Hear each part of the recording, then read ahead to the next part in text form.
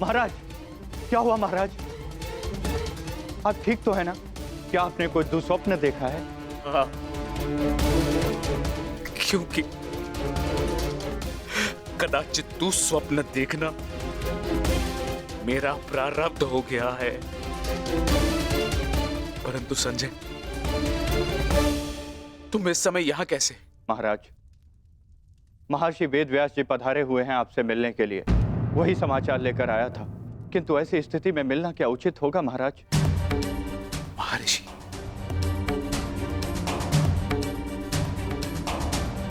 अवश्य ही कुछ उचित सोचा होगा, तभी पधारे हैं। उन्हें सादर अंदर ले आओ संजय। जैसी आज्ञा महाराज।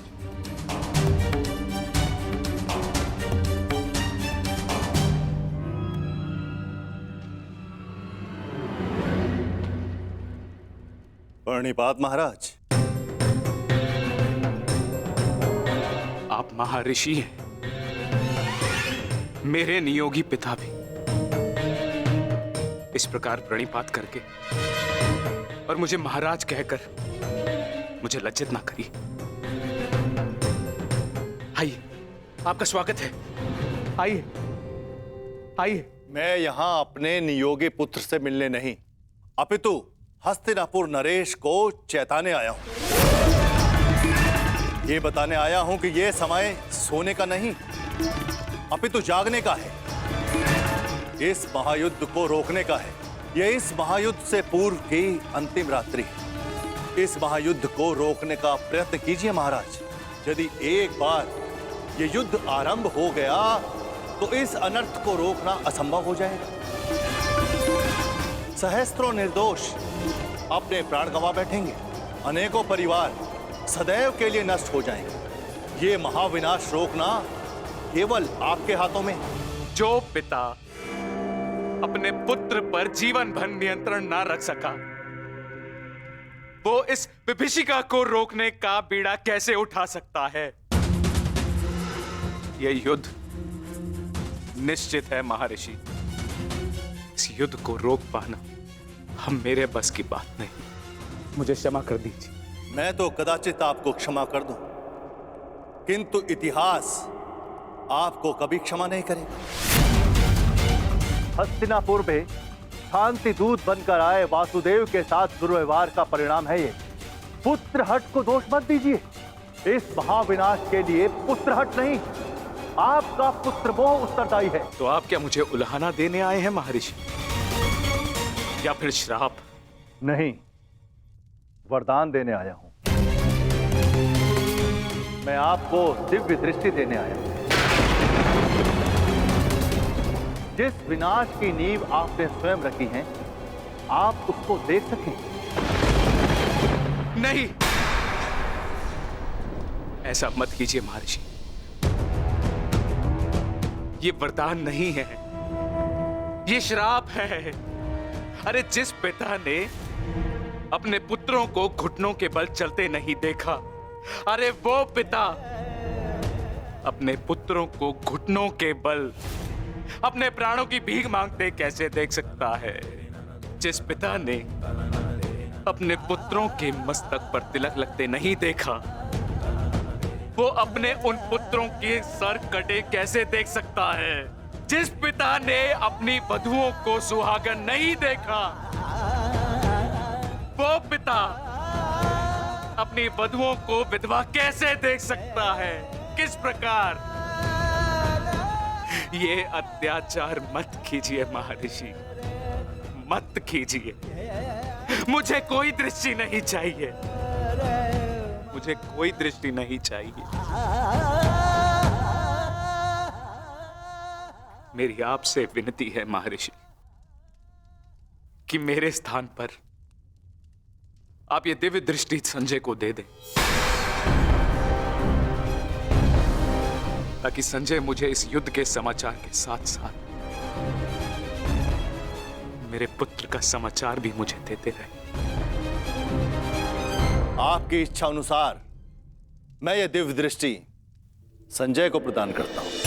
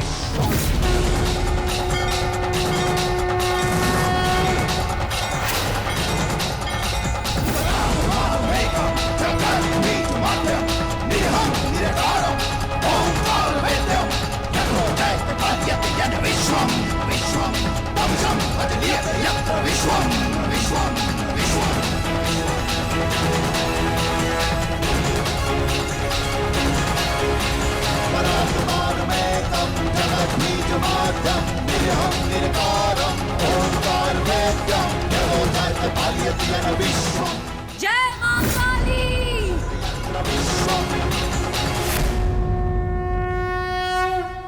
अपना सर्वश्रेष्ठ प्रदर्शन करना पुत्रों। अपने पिताओं की प्रतिज्ञा को स्मरण रखना और अपनी माता के अपमान को मत भूलना।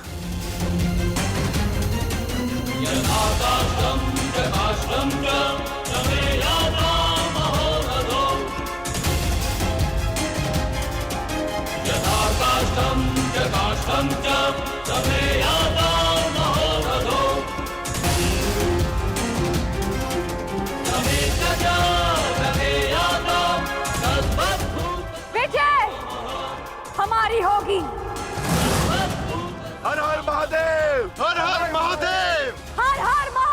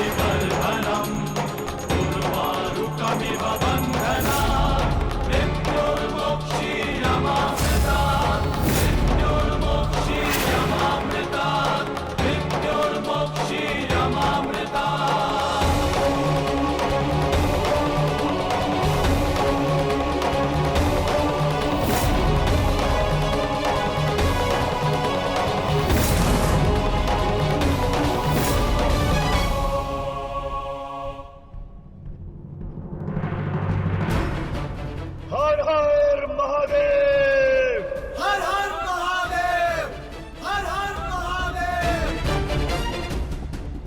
हर हर महादेव, हर हर महादेव, हर हर महादेव, हर हर महादेव, हर हर महादेव। स्मरण रहे पुत्र, अब इस युद्ध भूमि में तुम्हारे विरोध में जो भी हो उससे तुम्हारा कोई संबंध नहीं। तुम्हारा संबंध केवल तुम्हारे कर्तव्य और तुम्हारे लक्ष्य से है। यदि मेरे स्थान पर आप होते तो क्या आपके लिए ये स्वीकार कर लेना इतना ही सरल होता पिताश्री? सत्य कहूं तो सरल नहीं होता, विशेषकर तब जब मुझे ज्ञात हो गया है कि पांडवों से मेरा रक्त संबंध है। किंतु पुत्र, मैंने सदैव एक बात को माना है कि आपको आपके वचन पर अडिग रहना चाहिए। तुमने युद्ध चुना है, परंतु युद्ध क्या परिणाम चुनेगा ये उसका अधिकार है। तुम्हारा अधिकार केवल अपने कर्म और अपने कर्तव्य पर है। इस युद्ध में अपना सर्वश्रेष्ठ प्रयास करना।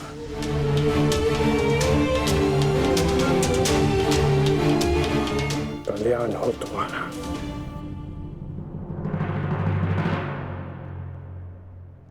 हर हर महादेव, हर हर महादेव, हर हर महादेव।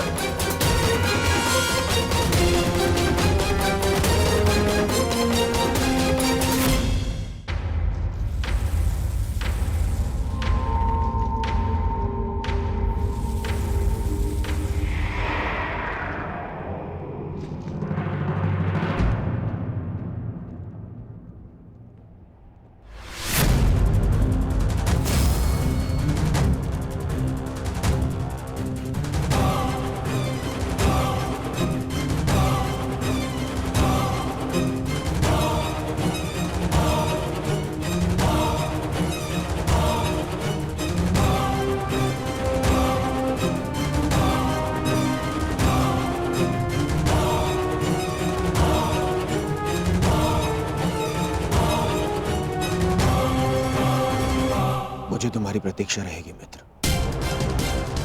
और मुझसे भी अधिक इस भूमि को तुम्हारी प्रतीक्षा रहेगी कि कब अंगराज जैसा वीर अपने चरण रखकर इसे महान बनाए।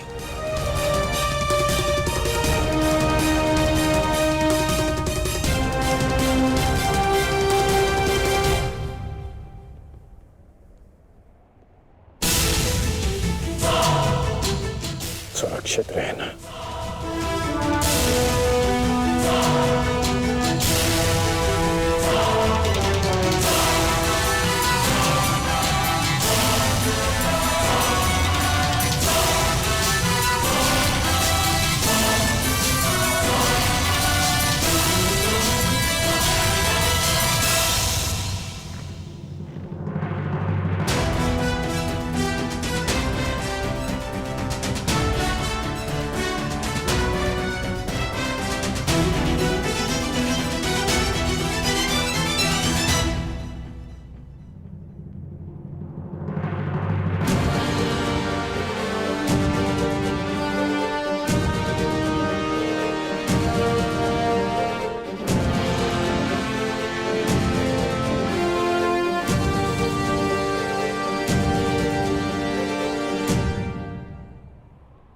प्रणिपात माता।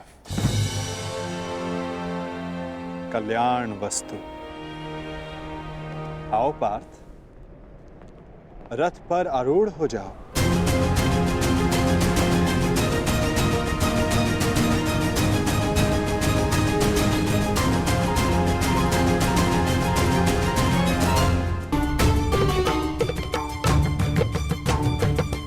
किस संशय में हो धनंजय? विचरण करने का समय जा चुका है, अब केवल पुरुषार्थ करने का समय है। मुझे ज्ञात है माता, किंतु परंतु मोल भाव, ये लक्षण व्यापारियों के होते हैं पार्थ। धर्म युद्ध के योद्धाओं के लिए ये शब्द निरर्थक हैं। पाप नाशनी गंगा बहती जाती है, किंतु परंतु नहीं करती। अंधकार नाशक सूर्य किंतु परंतु नहीं करता। और अधर्म का नाश करने को सज्ज अर्जुन की तुनीर में भी इन संदेहों का कोई स्थान नहीं। तुम्हारा सारथी युद्ध में तुम्हारा मार्गदर्शन करने को सज्ज है पार्थ। आओ, अपना स्थान ग्रहण करो।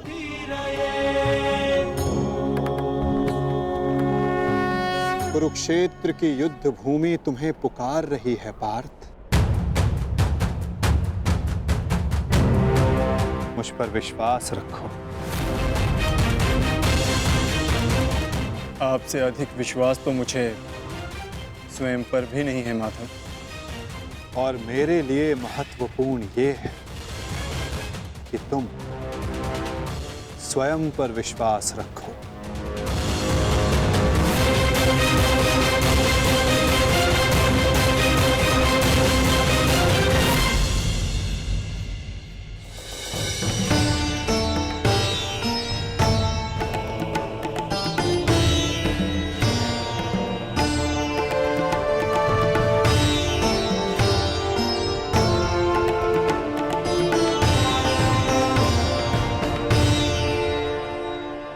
कुछ भूल तो नहीं रहे हो पार्थ? क्या माधव? भ्राता भीम को वीर हनुमान ने इस युद्ध में आप सबकी सहायता करने का वचन दिया था। उनका साथ आप सबको साहस, शक्ति और निडरता देगा। बजरंग बली का आवाहन करो पार्थ।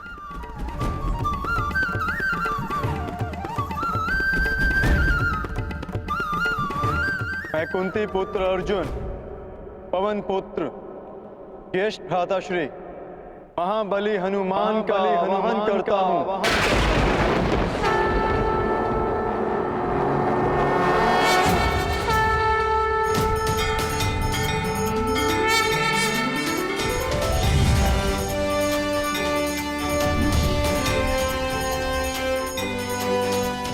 हे महाबली हनुमान, मेरे रथ के ध्वज पर विराजमान हुई। अंजनी गर्भ संभूता कपिंद्र सचिवोत्तम। अंजनी गर्भ संभूता कपिंद्र सचिवोत्तम। राम प्रिय नमस्तुभ्यं हनुमन्। बजरंग बली पधार गए।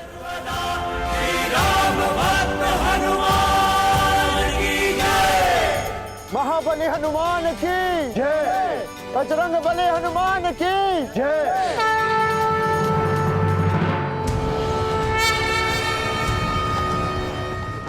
युद्ध का पहला दिन।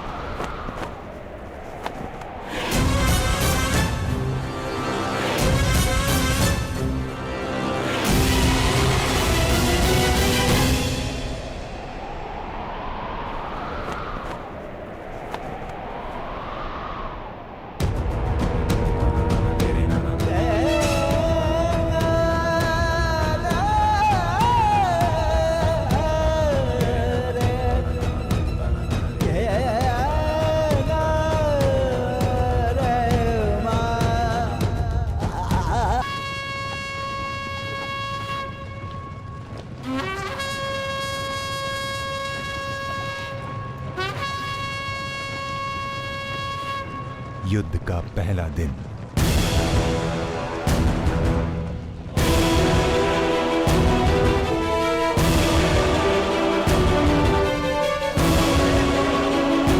युद्ध प्रारंभ करने की आज्ञा है धर्मराज।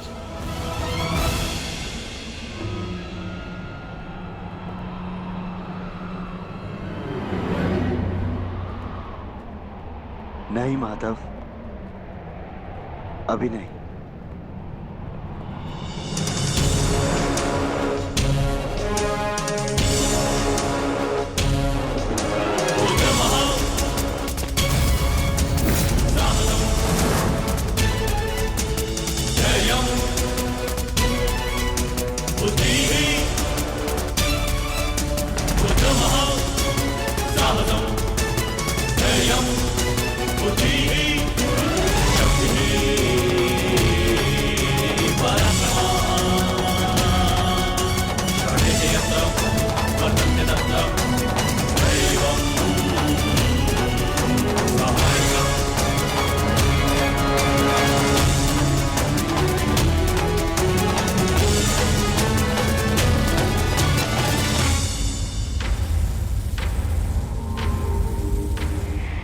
ज्येष्ठ, ये युधिष्ठिर हमारे समक्ष क्यों खड़ा है?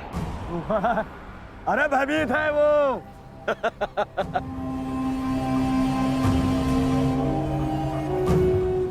हमारी सेना को देख के कदाचित भयभीत हो गया है ये युधिष्ठिर। इसे सत्य का ज्ञात हो गया है। इस युद्ध में इसे विजय नहीं मिल पाएगी। समझ रहे?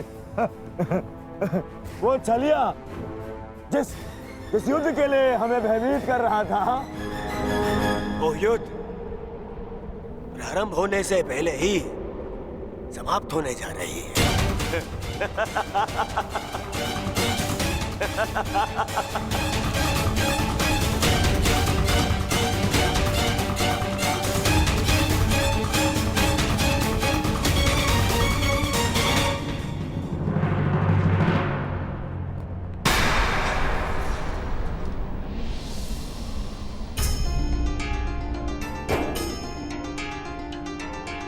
प्रणिपात पितामह। प्रणिपात आचार्य द्रोण।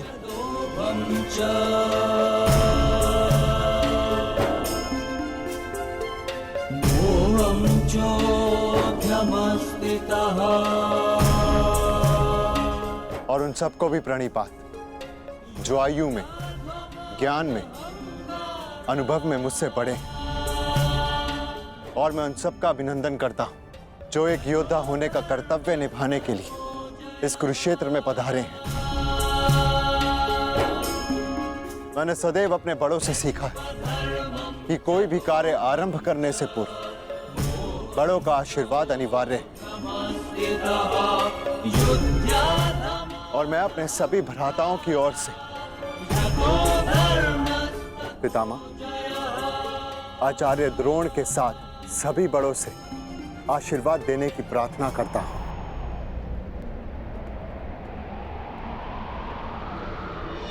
आयुष्मान भव।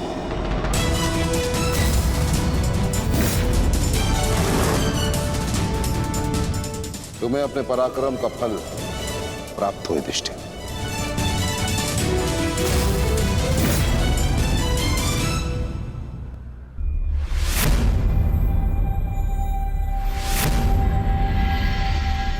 एक और पितामह है जिन्होंने मुझे जीवन का मूल्य समझाया और दूसरी ओर गुरुद्रोण जिनकी दी हुई शिक्षा ने अर्जुन से धनंजय बनाया।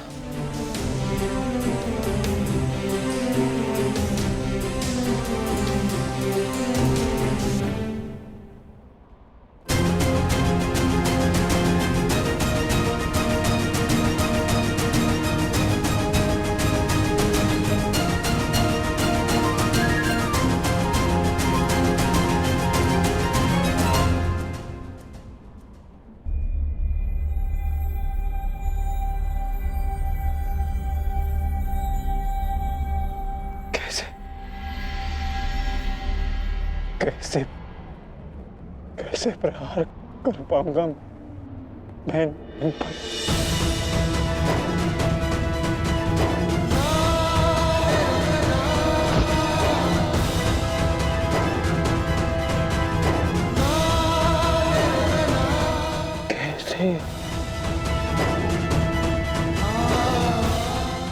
कैसे प्रहार कर पाऊंगा इन पर?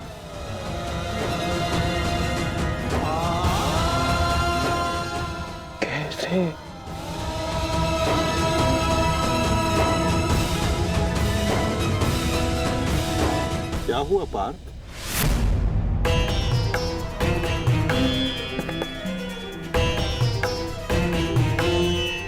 मेरी आपसे विनती है माधव, मेरे रथ को दोनों सेनाओं के मध्य में ले चलिए। संजय। जी महाराज। संजय, अपनी दिव्य दृष्टि से देखकर बताओ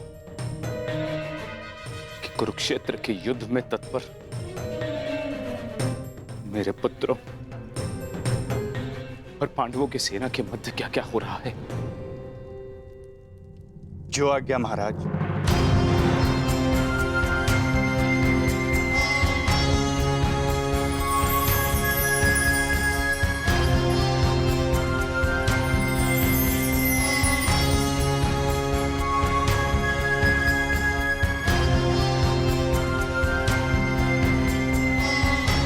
गांडीवधारी राजकुमार अर्जुन के सारथी बने वासुदेव श्री कृष्ण से राजकुमार अर्जुन रथ को दोनों सेनाओं के मध्य में ले जाने की आग्रह कर रहे हैं महाराज। परंतु क्यों पार्थ? ये समय तो दूसरे पक्ष की सेना को तहस नहस कर देने का है। फिर क्यों तुम रथ को दोनों सेनाओं के मध्य में ले जाने की विनती कर रहे हो? युद्ध से पूर्व मैं दोनों सेनाओं का निरीक्षण करना चाहता हूं। क्या तुम वही अर्जुन हो पार्थ, जिसे लक्ष्य संधान के समय पेड़ से बंधी चिड़िया की आंख के अतिरिक्त और कुछ नहीं दिखाई देता था? और आज वही अर्जुन पूरी रणभूमि का निरीक्षण करना चाहता है। बड़ी विचित्र बात है। हाँ माधव,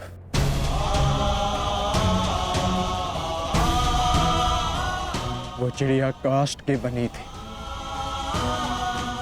परंतु जिनसे मैं युद्ध करने वाला हूं वो रक्त, अस्थि और मांस से बने मनुष्य हैं।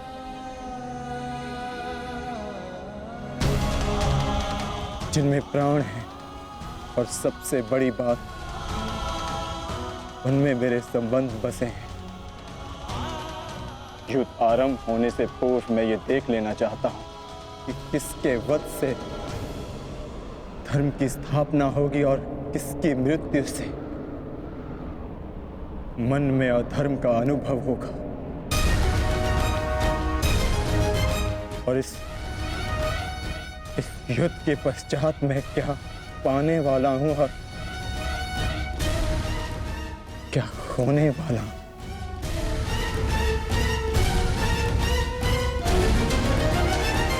तुम एक योद्धा हो अर्जुन, और तुम यहां अधर्म का बलिदान लेने आए हो,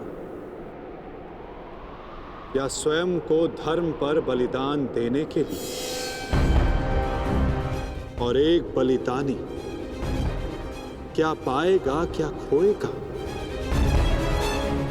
उसकी गणना नहीं करता। बात मेरे बलिदान की नहीं है माधव। इस युद्ध में सहस्त्रों के प्राण दांव पर लगे हैं, और मैं ये निश्चित करना चाहता हूं कि कुरुक्षेत्र में मैं अधर्म का नाश करने जा रहा हूं या फिर धर्म की हानि भी करने जा रहा हूं। नाश और निर्माण की शक्ति केवल विधाता के पास होती है पार्थ।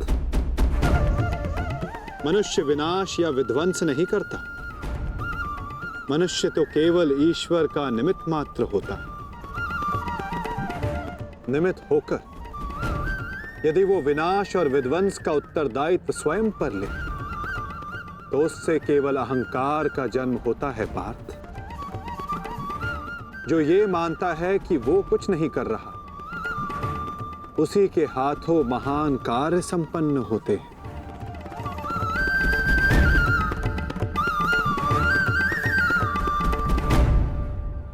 परंतु मैं तुम्हारी कामना अवश्य पूर्ण करूंगा पार्थ, क्योंकि बलिदान भी एक प्रकार का दान होता है, और जिस दान को देने से पूर्व हाथ कांपे, वो दान फलदायी नहीं होता।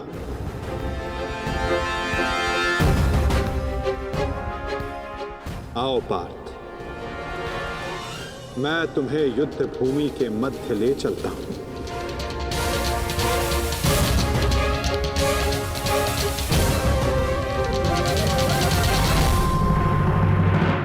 आओ पार्थ, मैं तुम्हें युद्ध भूमि के मध्य ले चलता हूं।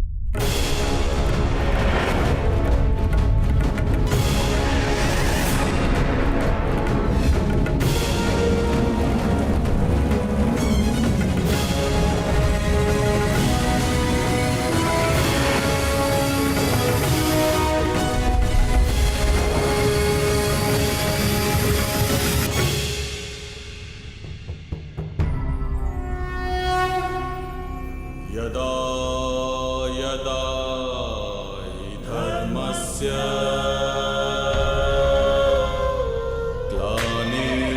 ग्लानिर्भवति भारत अभ्युत्थानं धर्मस्य तदात्मानं सृजाम्यहम्। जिस प्रकार तुम कर्तव्य और कर्म के मध्य खड़े हो, उसी प्रकार तुम अब दोनों सेनाओं के मध्य खड़े हो पार्थ।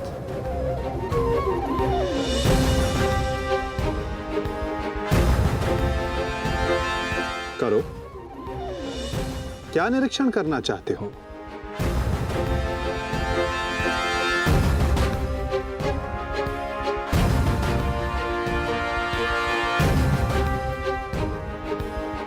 क्या हुआ पार्थ?